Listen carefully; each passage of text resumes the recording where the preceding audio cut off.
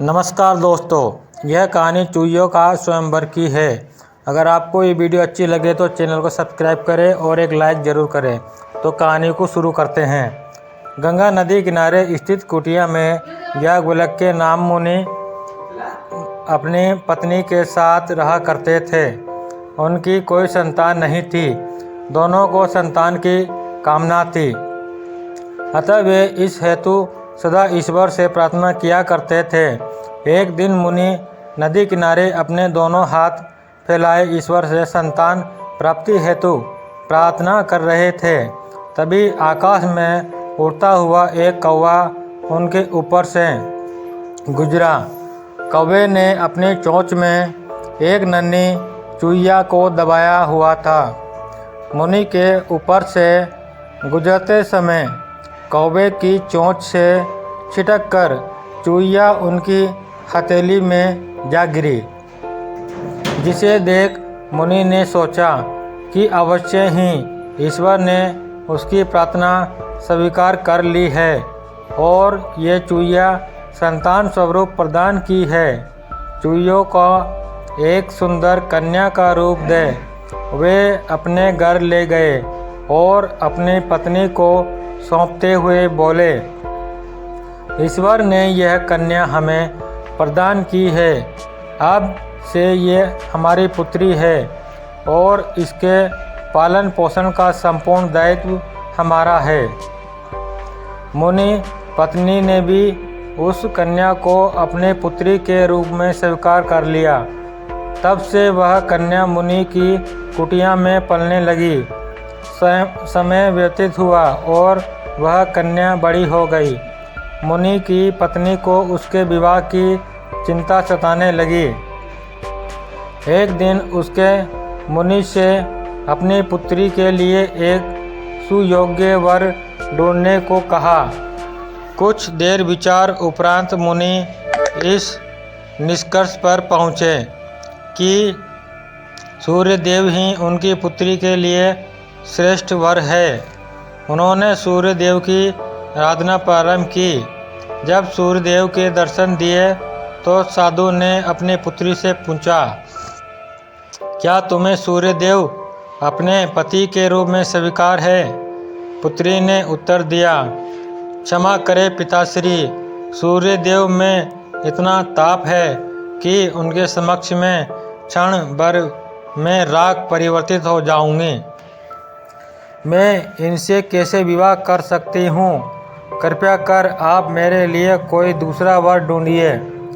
पुत्री के उत्तर सुन मुनि ने सूर्यदेव से पूछा, सूर्यदेव अब आप ही बताए कि मेरी पुत्री के लिए आपसे श्रेष्ठ वर कौन होगा? सूर्यदेव ने उत्तर दिया, मेरे अनुसार मेघ तुम्हारे पुत्री के योग्य हैं, क्योंकि उसमें मुझे ढक देने का सामर्थ्य है। मुनि ने मेघ प्रार्थना प्रारंभ की और उनके दर्शन देने पर अपनी पुत्री से पूछा, क्या तुझे मेघ अपने पति के रूप में स्वीकार है?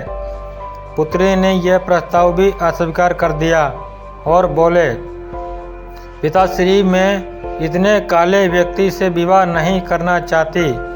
साथ ही इनकी गड़गड़ाहट से भी मुझे डर लगता है। मुनि ने मेघ से परामर्श लिया तो मेघ बोले, मेरे विचार में वायुदेव तुम्हारी पुत्री के योग्य हैं, क्योंकि उनमें मेघ को उड़ा देने की शक्ति है। मुनि ने वायुदेव को आराधना कर प्रसन्न किया और उनके दर्शन देने पर अपनी पुत्री से पूछा, क्या तुझे वायुदेव स्वीकार है? मुनि पुत्री बोली, वायुदेव तो बड़े चंचल है, कभी एक स्थान पर स्थिर नहीं रहते, मैं उनसे विवाह नहीं कर सकती। मुनि ने वायुदेव से उनसे अच्छे वर के बारे में पूछा तो वे बोले, मुझसे अच्छा पर्वत है जो मजबूती से एक स्थान पर डटा रहता है और तेज हवा, आंधी और तूफान से भी नहीं दिखता। मुनि पुत्री सहित पर्वत के पास गया और पुत्री का विचार पूछा तो वह बोली, ये बड़े कठोर हृदय के हैं, मैं इनसे विवाह नहीं कर पाऊंगी। तब पर्वत ने मुनि को सुझाया कि मुझसे योग्य चूहा है, वह कोमल तो है पर साथ ही पर्वत में भी सुराग कर देने की शक्ति रखता है। मुनि मूषक राज को बुलाया और अपनी पुत्री से पूछा कि क्या उसे मूषक राज से विवाह स्वीकार है।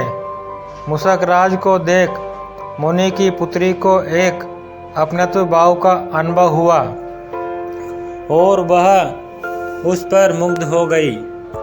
उसने उसके मूषक राज से विवाह करना स्वीकार कर लिया।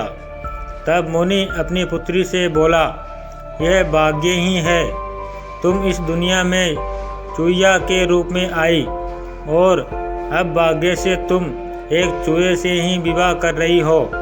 मैं तुम्हें तुम्हारा मूल रूप वापस प्रदान करता हूँ।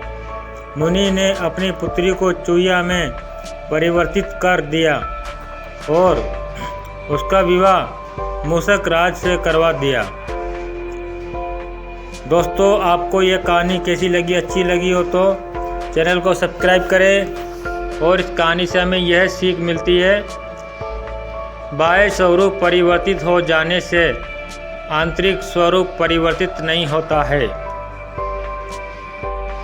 धन्यवाद दोस्तों, मिलते हैं आपसे अगली वीडियो में। तब तक के लिए बाय। और चैनल को सब्सक्राइब करें, एक लाइक करें। मिलते हैं आपसे अगली वीडियो में, तब तक के लिए बाय।